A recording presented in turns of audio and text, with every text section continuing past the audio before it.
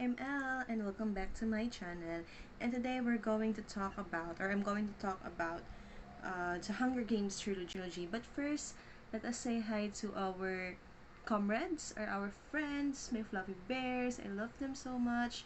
So this one is Carmilla, yung laging mukhang masungit. And this one is Alice. Medyo mas mabait ang mukha nito.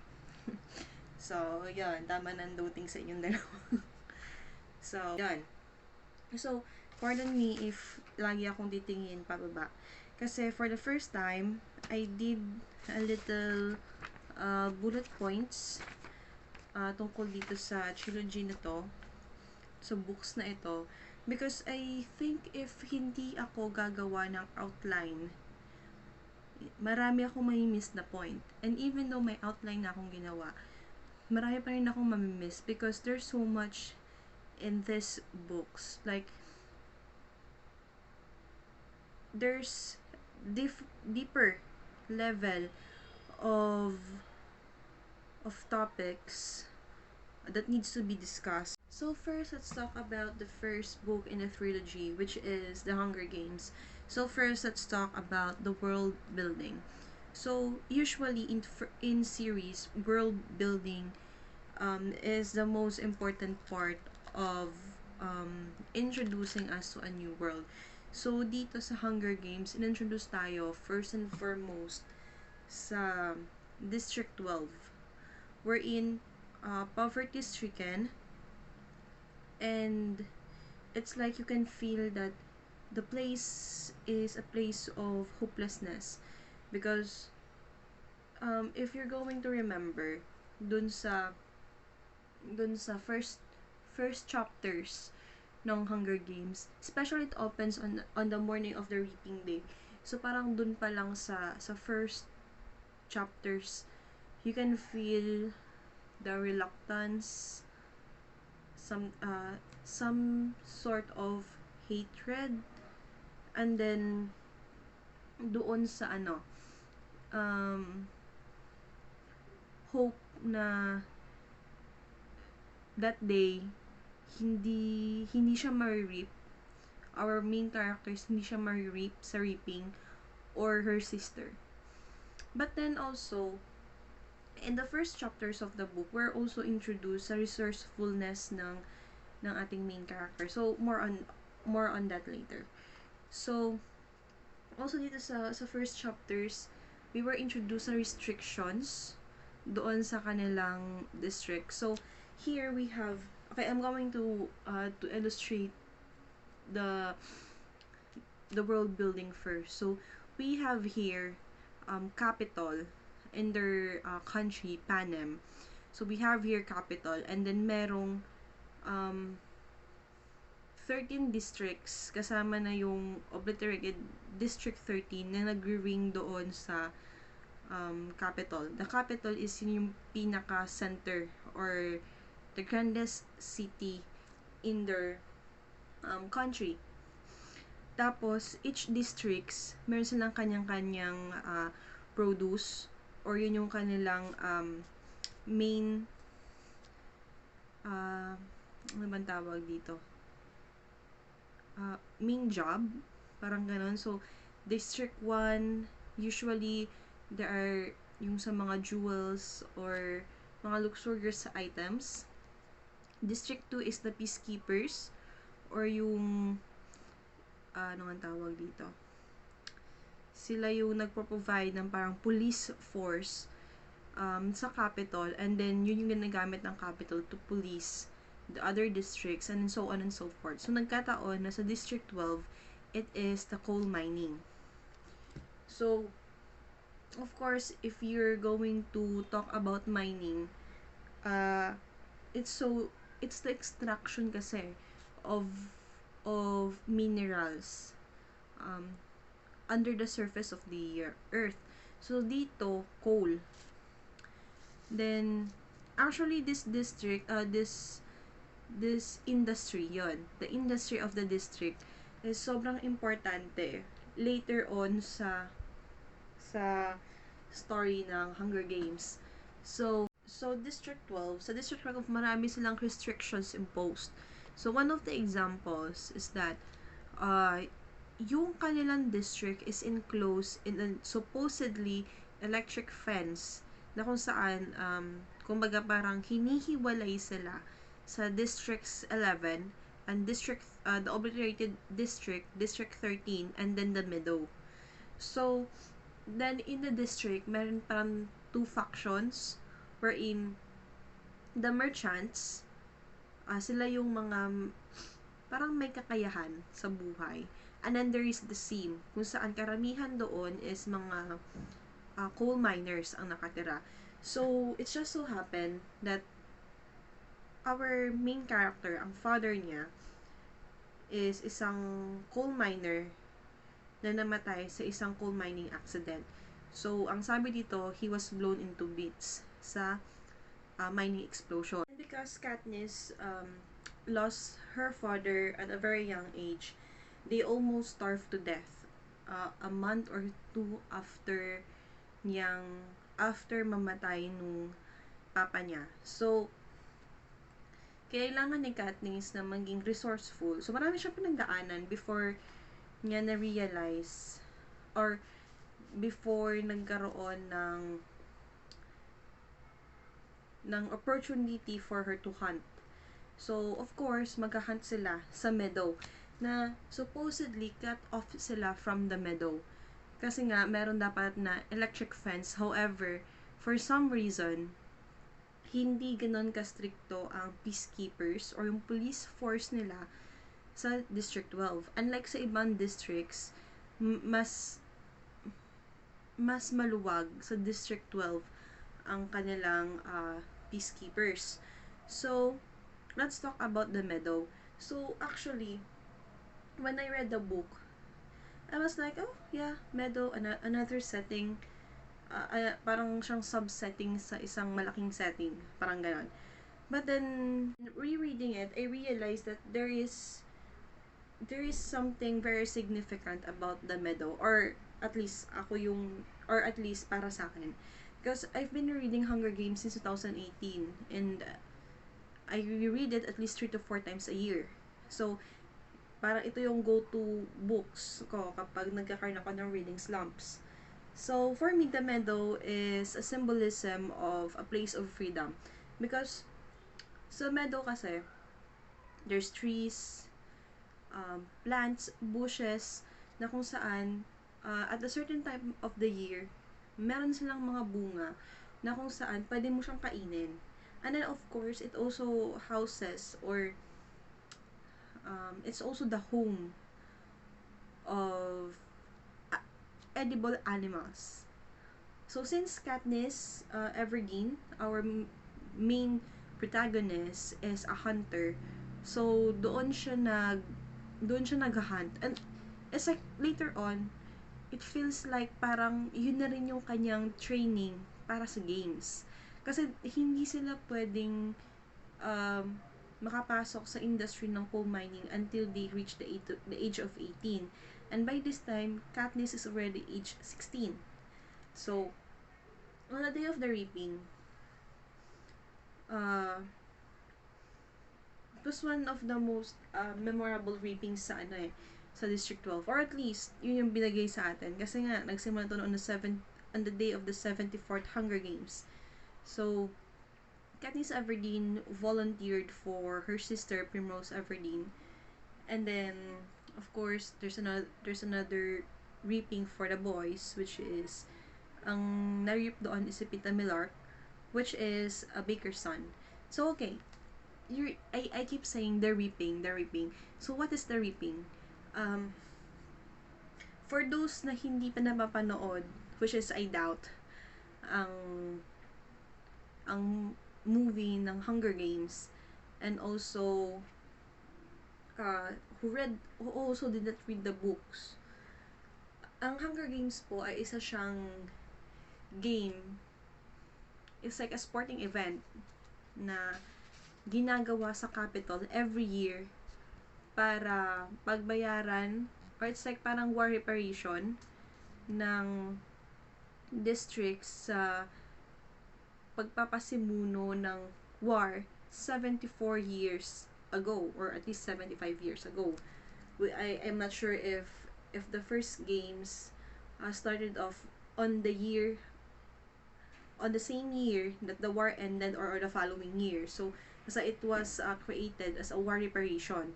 So for these games, each districts will give at least two tributes, one boy and one girl tribute, ranging ranging from age 12 to 18.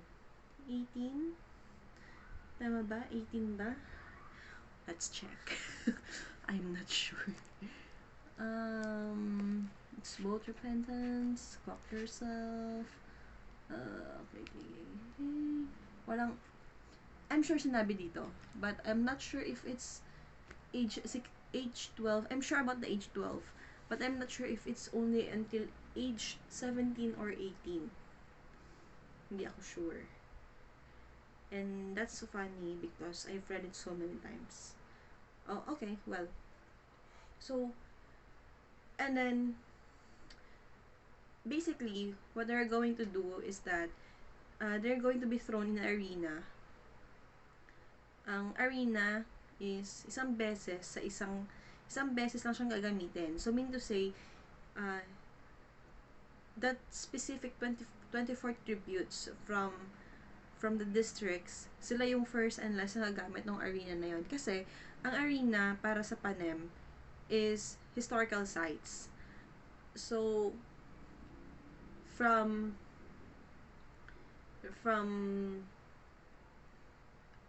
I'm not sure if it started on the 11th Hunger Games because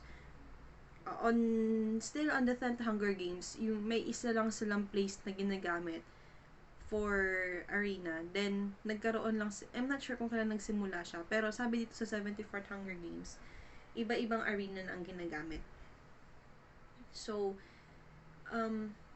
so they're going to be prepped for interviews, they're going to be graded 1, which is the lowest, 12, and attainably high. So, they're going to be rated, and then there's the parade of tributes, and maraming ginagawa. Kumaga, basically, it's a festive event in Capitol. It's a festive event in Capitol. However, palating sa districts, it's like parang namatayan ang districts. And meron silang mentors. Pero, dito sa District 12, iisa lang ang mentor nila kasi isa lang naman ang living victor nila, which is nanalo nung second quarter quell. Which is every 25 years nangyari yung games na yon. So, in Catching Fire, it will be a very important information. Mentor ni Katniss and ni Pita won the 50th Hunger Games, that which is also the second quarter quell. So,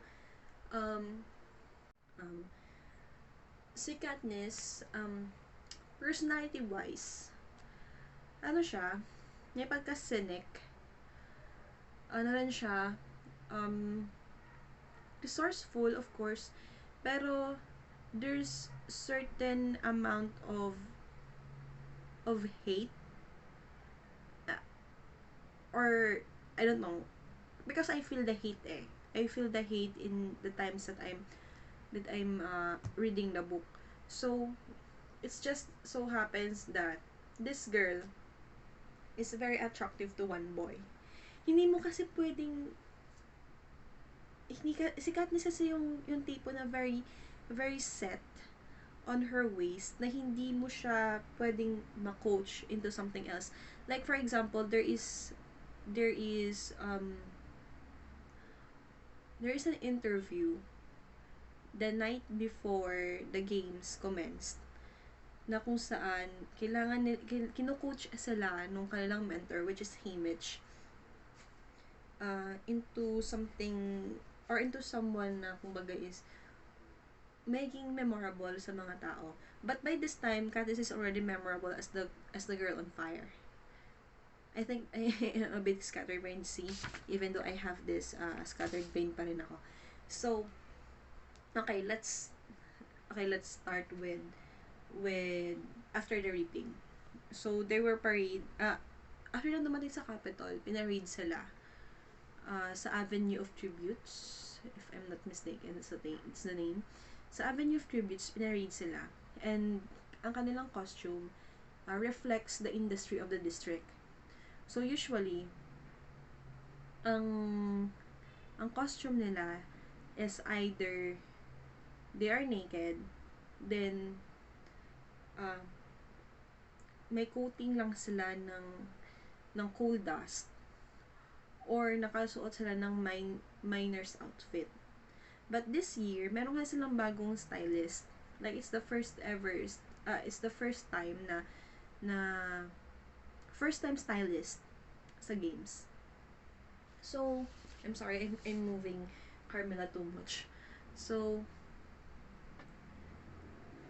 itong stylist ni Katniss is very visionary, very artistic, na nakakatuwa siya. So, naisip nila, kasi may stylist din na separate si Pita, which is si Portia. So, ang kay Katniss is si Sina. So, napaisip si Sina na instead of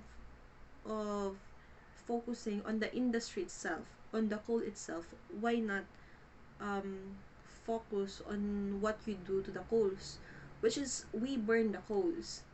So, napapaisip si Katniss, my God, psychopath ba tong tong stylist ko. Ang ginawa ni Sina is parang synthetic fire. May synthetic fire siyang ginamit kina Katniss, which is very beneficial for District 12 tributes, kasi kapag ang parade ng tributes is usually nangyayari malapit na lumubog ang araw. So, of course, madilim. So, kung kayo ngayon ay flickering, nasa inyo ang attention ng camera. So, from that day, Katniss, the girl who was on fire, was born. It was said that for the first time, parang ang mata ng Capitol ay nasa districts ng District 12. And here's fun fact. Ang pangalan, ang tawag nila kay Katniss is the girl who was on fire. But later on the movies, they change it to the girl on fire. And then the name of the president is Coriolanus Snow, or the President Snow. So I find it very interesting on the first read. Not the first, the initial read, because the initial read of Hunger Games for me is in 2012. But the initial reading on 2018, I was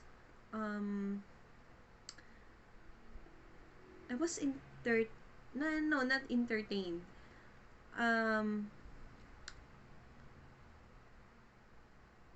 I'm impressed with the author. Kasi on the first book, there's a girl on fire, and there's President Snow. So if there's a series out of this book, may isip ko kaagad na, wait, Girl on Fire and President Snow. It's like parang sila yung magpa-fight at the end, kasi fire and snow. And from that point, parang gets mo na din kung sino ang manalo sa kanila, because actually, parang mapipredict mo kung sino yung mananalo, because fire melts snow, diba? But if there's too much fire, if there's too much snow, it can put down the fire. So parang the odds are leaning 50-50 to both of them. So, wait lang, tingnan ko lang, sorry. So nung nakita ko yung nung pumasok tayo sa scene na kung saan nakarating ng Capitol si Katniss, we were now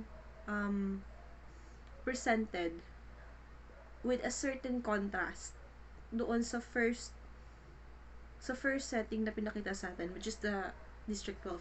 There's a certain contrast kasi sa District 12, kapag binasa mo siya, kapag in-envision mo siya, it's poverty, it's hopelessness. Parang, alam mo yun, parang lugmok na lugmok sila. And then here's Capitol. The lavishness, the beauty, alam mo yun, parang it's a personification, no, not personification, but it's the perfect representation of excess. So, ganun yung difference. Like, if in District 12, they are starving sa Capitol, parang richness. Yun yung makikita mong difference, which is also plays on the divide between the elite, the rich, and the poor. So one reason why I love the Hunger Games, it is because it's politically charged. And for a teacher who teaches Philippine politics and governance, yeah, this is a very interesting novel. I mean, a very interesting trilogy. Kaya lang, sa sobrang pack siya ng information, you're going to miss things that should have been very obvious in the reads. Until now, nakakakita pa rin ako ng mga bagong So, there's one, like, a motto in Hunger Games. May the odds be ever in your favor. But how? What are the odds? Kasi maglalaro ka sa games. At the end of the games, there will be 23 dead tributes. And then you, the victor. So, how can you win against 23 tributes? Na lahat din sila may kanya-kanyang skills. So, the odds are given during the prep time in the games. So, bago magsimula ang mismong games, meron tinatawag na prep time. So, yun yung parades na I explained ko kanina. And then, there are the interviews. Tapos, merong yung parang showcasing ng skills, pero hindi public yon. So, before the interview is yung assessment day ng skills. So, Katniss is very impulsive. She's a hunter. Although I can get bakit siya nagalit. She shot an arrow to an apple in between the roasted pig's mouth at the game makers. So, there's a game maker. Sila yung parang director ng games. So, sila yung nag-a-assess sa tributes. So, si Katniss, di ba hunter nga siya? So, ang kanyang main weapon is the bow and the arrow. So, since hindi siya sanay sa bow and arrow ng Capitol, nag-miss siya ng couple of times. And then, pre-practice yun until nakuha niya yung parang tune ng arrow. Pero, hindi na siya parang binibigyan ng time ng game makers. So, out of impulsiveness,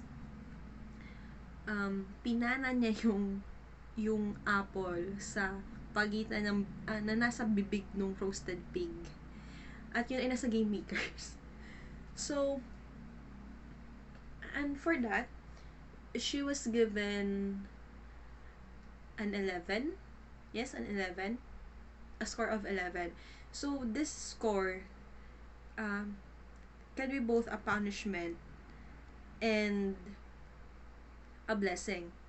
Punishment, kasi now that she has 11, na-outscore niya ang 23 tributes, siya ang unang hahantingin sa games. A blessing, kasi pwede siyang magkaroon ng maraming sponsors. So, the sponsors mean life and death inside the games. Doon pumapasok yung sinasabi na may the odds be ever in your favor. Kasi, kapag marami kang sponsors, yung odds mo tataas. Pag kulang ka sa sponsors or wala kang sponsors at all, pwedeng ilang araw ka lang sa arena. So, now the games, okay. So, Katniss is someone who's very set on her ways. So, she is someone na hindi niya babaguhin ang personality niya just to accommodate you. So, kung hindi mo kaya ang ugali niya na, she's very hard-headed. Okay? Yung temper niya, ano din. So, hindi siya ma-coach ng kanyang mentor on how she will present herself in the capital. So, kasi parang may training sila ng paano sila i-showcase sa capital. So, natatawa lang ako during that scene kasi parang naiinis na sa kanya si Kimi. Just kapag bahala ka na sa ano mo, sa interviews mo. Ipanalangin mo na lang na hindi nila makita kung gaano mo sila kinamumuhian.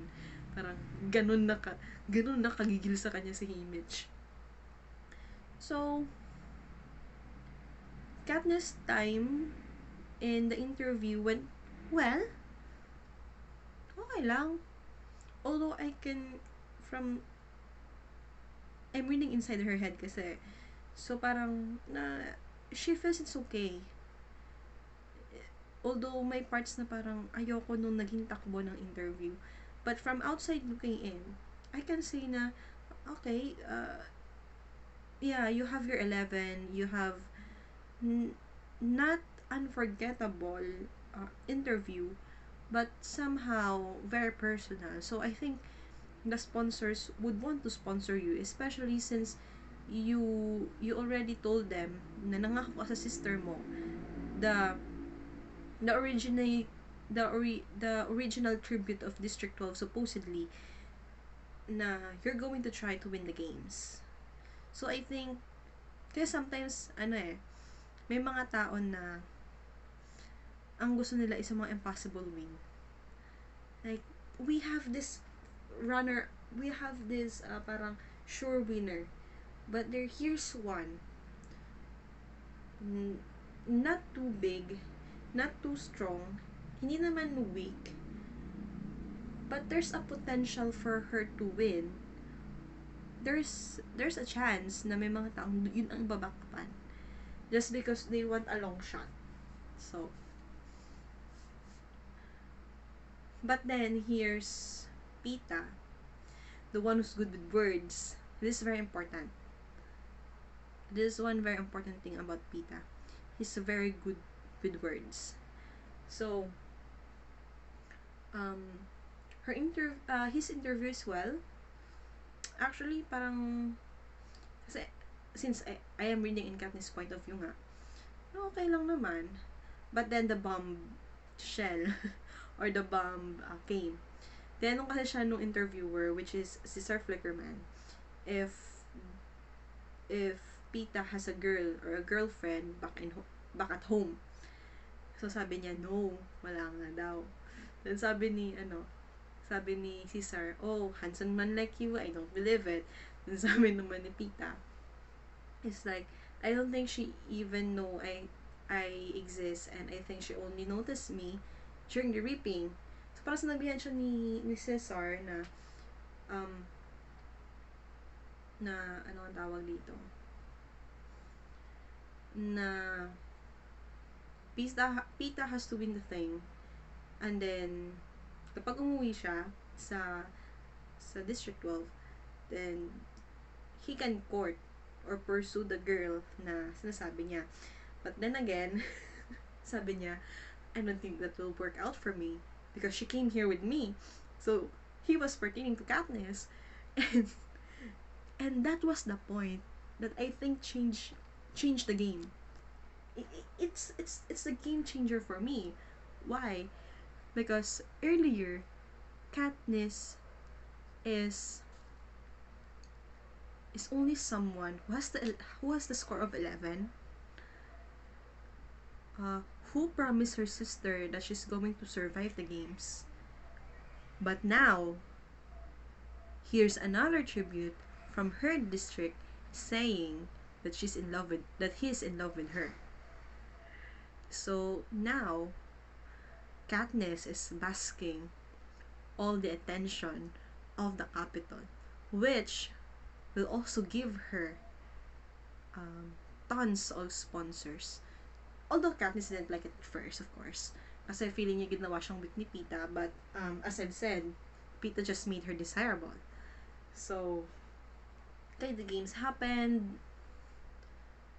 Katniss show how resourceful she is, how good she is, and then marami kasi nangyari. If I'm going to recount everything that happened in the games, hindi na siya pang, hindi na, I mean, it will be age restricted. This video will be age restricted, and I don't want that. And there, and then in the games where you are expected to kill to win, and yeah, you will have to kill. You will have to kill for you to win. Katniss found herself an ally in the name of Rue from District from District 11. I'm sorry, from District 11, which reminds her of her sister. Parang nasa 12 years old eh. So, and then she died. There's a rule change that I think also that's Rue's death also changed the game because Katniss was emotional. I mean, no, because in the games it's like Katniss gave this people, especially Rue, like an identity. Like they're not just peace in their games. Like ano ba sabihin? She humanized them. And because they're district, capital people tend to forget that they're human too. But then Katniss, it's like she made sure na kahit paano may burial si Rue. So parang ganun, parang ginawa nga niya, she humanized uh, the the the tributes in the games. And then there was a rule change na pwedeng dalawa ang victor as long as they came from the same district. So of course, nag-team up na ang mga magkaka-district. Pero ano yan, ang dami na namatay nun. It's like there are only 7 in the games, in the arena. Team up sila ni Peeta. Ang dami nangyari. And then, on the final 3, this one is very difficult for me to articulate because on the final 3, I mean, on the, syempre final 3, tapos namatay na si Cato, one of the tributes. This actually is the part where I know that something is going to happen on the second book because Katniss pulled out. Kasi yung first na rule change, parang ni-revoke kasi yon. So hindi na pwede na same na dalawang victor ang nagkakaroon dalawang vector sa isang game. So Katniss pulled out poison berries, and then the game maker was forced to announce Peeta and Katniss as the victors of the 74th Hunger Games. And it's like it's a simple it's a simple way na parang tinwart niya ang Capitol. So from then on, Katniss unofficially became a rebel. What's so fascinating about this book is that it's a very action-packed. Tapos, there's a political tone in it that if you're going to really thoroughly read between the lines, you're going to see that the message is that sometimes we humans forget how to be humans, and that is because of the games. And then that, although we try to be, or the government try to include people in their decision making, like the welfare of the people, there are some people who's going to put divide between you, and I mean between the poor and the elite, like the government, or at least the Panem's government. I'm not saying it's the government of the countries right now.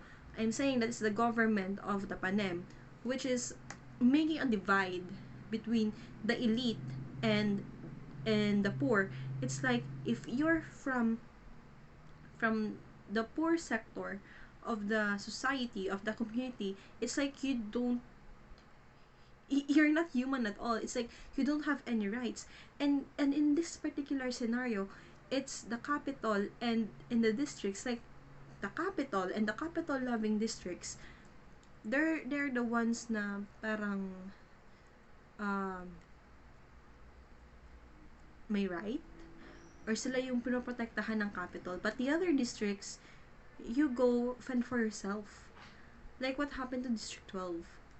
And I find it so, the book, I find the book so fascinating and very meaningful, is because it also, um how do I say this, it also gives you a glimpse of what will happen if your government um became too powerful, and that all the power is in the hands of the government. Like in three books that happened in like 3 consecutive years, or at least two. No, I think it's 3 consecutive years. I only heard, I only read the word election one time, and I read that it's not on the, it's not on the ano, on the capital's mouth, or the president of the capital's mouth. It's on the other people's mouth. So parang, and of course, there's also this thing that I've read in one of the books, that he rose to power at a very young age, at he and he rose to he was young when he rose to power, and he's very clever to keep it. So mean to say, the president was holding the power of presidency for a long time, and then there's no even election. So what is the voice of the people there? And I don't have anything to say in any of the policies made by the capital. It's like some sort of dictatorship. Yeah, it's like a dictatorship rule, with only little ambassadors in the districts, like the mayor districts, but they don't actually have powers. They're just there, just oversee. Alam mo yun, parang is the message in this book.